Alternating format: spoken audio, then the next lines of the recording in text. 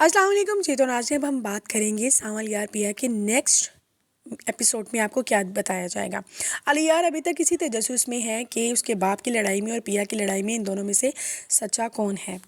वो इन सब मामलात के बारे में जानने के लिए अपने बाबा का जो होता है शागिर्द निसार, वो उसके पास चला जाता है ऑफिस में।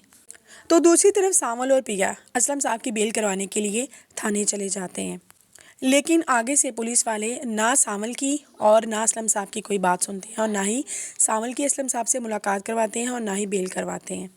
पिया थाने से बेहद मायूस होकर अपने घर को वापस आ जाती है। वो आके सावल से बात करती है, क्या हमारी बेबसी इतनी हद तक है कि हम जुल्म के खिलाफ आवाज़ नहीं उठा सकते?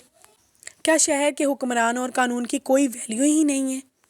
क्या हम दाऊद जैसे जालिम इंसान को कानून के कटहरे में खड़ा भी कर सके? सावल पिया की बातें सुनकर उसके दिमाग में ससी के हस्बैंड का ख्याल आता है, जो शहर का डीपीओ होता है। सावल पिया को तसल्ली देता है कि पिया जी, आप परेशान ना हो, मैं आपसे वादा करता हूँ कि कल का सूरज दिखने से पहले असलम साहब की बेल हो जाएगी और हमारे दरमियान में होंगे, और मैं इस बात के लिए आपसे वादा करता हूँ। पिया सावल को बोलती है कि ऐसा क्या है जो तुम कह रही हो इतनी यकीन से। वो कहता है कि पिया जी, एक ऐसा आदमी है जिसका हाथ ऊपर तक जाता है, यानी कि वो ये हमारा काम आसानी के साथ कर सकता है। पिया सावल की बातें सुनकर एक बार तो सेटिस्फाइड हो जाती है और खामोश हो जाती है। तो दूसरी तरफ अली यार जब ऑफिस पहुंचता है तो दाऊद निसार को कह रहा होता है कि अगर अली यार पिया से पीछे हट भी जाता है तो फिर भी मैं असलम को ऐसा इबरत का निशाना बनाऊंगा कि वो सारी ज़िंदगी के लिए याद भी रखेगा। वो कहता है कि मैं असलम और सावल को तो कभी भी हरगिज़ नहीं छोड़ने वाला। आगे से निसार जवाब देता है कि आपको परेशान होने की ज़रूरत नहीं है, मैंने कुछ ऐसे गुंडे हैं जो उसके पीछे लगाए हुए हैं। बहुत जल्द, बल्कि कल ही आपको खबर उसके मरने की मिल जाएगी। अली यार जब ये बातें अपने कानों से सुनता है अपने बाप के बारे में, तो वो हद से ज़्यादा गुस्से में आ जाता है। उसका ये बाप का चेहरा उसके सामने आ जाता है। वो कभी सोच भी नहीं सकता उसका बाप इस तरह की घटिया हरकत भी कर सकता है।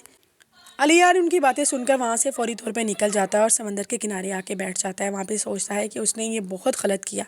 उसने किस तरह पिया की बातों पे यकीन नहीं किया। वो सोचता है कि पिया बिल्कुल सच कह रही थी और उसका बाप बिना बेसबब वहाँ पर जेल में बैठा हुआ है। अगली सुबह सावल पिया के घर आता है और उसे कहता है कि पिया जी आए, मुझे आपको एक काम के सिलसिले में लेके जाना है। पिया हैरानी से उनसे पूछती है, खैरियत तो है, कहाँ पे जाना है? वो कहता है कि हाँ जी पिया जी, मुझे आपको साथ लेके जाना है शहर के डीपीओ से मिलने के लिए। पिया उसके साथ जाने की फ़ौरन हामी भर लेती है। वो दोनों ससी के घर चले जाते हैं। सावल ससी का पिया के साथ तारुफ करवाता है और उसके शोहर से मिलने के लिए चला जाता है। ये दोनों बैठ के आपस में बातें करने लग जाती हैं।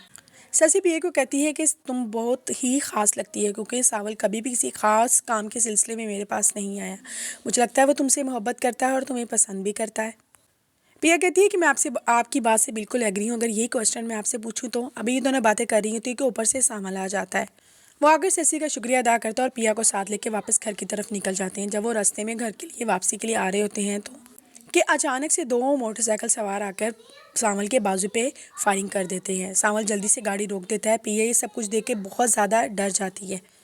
वो जल्दी से सावल को लेके हॉस्पिटल पहुंचती है ताकि उसका ट्रीटमेंट स्टार्ट हो जाए। ज़्यादा खून बहने की वजह से उसकी हालत बेहद ख़राब हो जाती है।